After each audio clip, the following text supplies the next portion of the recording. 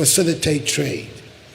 It is a significant step towards the creation of the single currency, which will be a major facilitator of the effectiveness of the single market.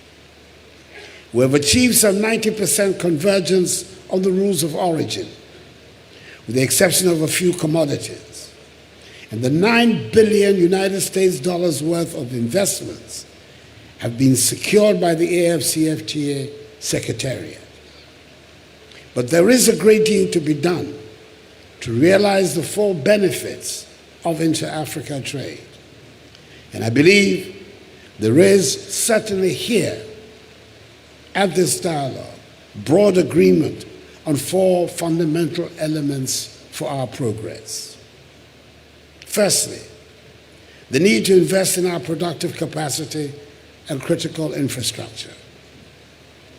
We should continue to embark on policies that deepen industrialization, digital transformation, skills upgrading, and infrastructure development by accelerating the implementation of continental programs such as the Program for Infrastructure Development in Africa, the Comprehensive Africa Infrastructure Development Program, the Digital Transformation Strategy for Africa, the Science, Technology, and Innovation Strategy for Africa, and the Action Plan for the Accelerated Industrial Development of Africa.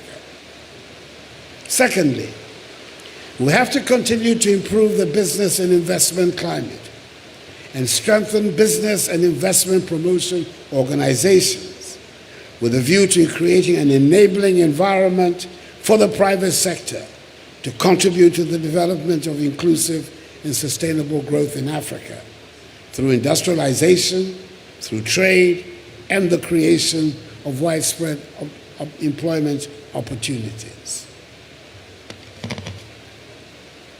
Additionally, our governments and respective private sectors should work to provide opportunities for the development of women and young entrepreneurs with a view to achieving gender equality, empowering women and girls, as well as engaging youth in the productive sectors of the economy. For the private sector, especially micro, small, and medium enterprises, the time has come to take advantage of the largest single market on the planet to increase value addition, promote economies of scale, and expand your businesses. Thirdly, we should scale up efforts to mobilize domestic resources to support our development agenda, including the productive sector. We need to broaden and diversify financial products through innovative financial mechanisms such as sovereign wealth funds, pension funds, insurance savings, private equity funds, diaspora and sovereign bonds, impact investing, green bonds, remittances, public-private partnerships. And we need to pay serious attention to and arrest illicit financial outflows out of the continent, which are estimated at about some 88 billion United States dollars annually, depriving Africa of significant resources that could be used to support a development agenda. We must urgently and collectively institute comprehensive and unambiguous tax policies to combat tax-motivated illicit financial flows, strengthen legal and law enforcement systems, and bring together national agencies to stem such flows.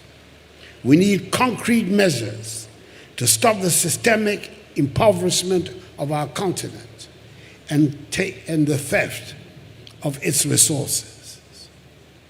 Finally, investment in technology and innovation. Technology and innovation are transforming industries in every sector of the global economy. The ability of African countries to harness and apply technology, i.e. the process of innovation, particularly through new and emerging technologies such as nanotechnologies, biotechnologies, artificial intelligence, and robotics, to transform structurally our economies and educational systems is critical to realizing these potential economic benefits. However, accessibility, affordability, and inadequate regulation and governance frameworks are still impeding the development of emerging technology across the continent. It is thus imperative to build technology and trade policy convergences whilst introducing and adopting new approaches to designing converging technology and trade policy regimes. In conclusion, I would like to urge all of us here to see ourselves as champions of inter-African trade.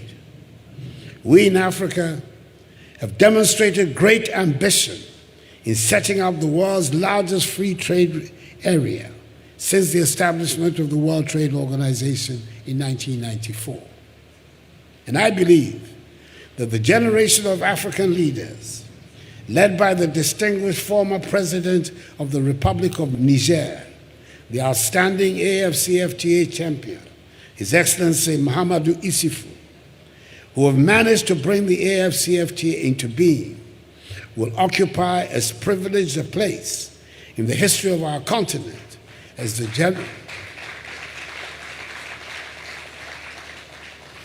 generation of pioneer leaders who established the Organization of African Unity, which is now being transformed into the African Union. We must now, with great zeal and fortitude, back this great ambition with our collective action to harness fully the benefits of a liberalized single market for goods and services. This must be our solemn and moral obligation to our continent, to our children, and to future generations. We cannot afford to fail. As African nations, we must join hands with each other and work diligently to pursue this noble cause. Hopefully, this dialogue, which has brought so many critical minds together, will not be a one-day wonder, but become a permanent feature of our collective calendars. And with the approval of the OU, I need the approval of the AU before I can become the champion of anything. I would readily accept in all humility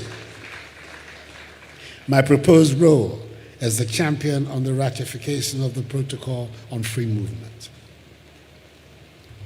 May God bless us all and Mother Africa. I thank you for your attention.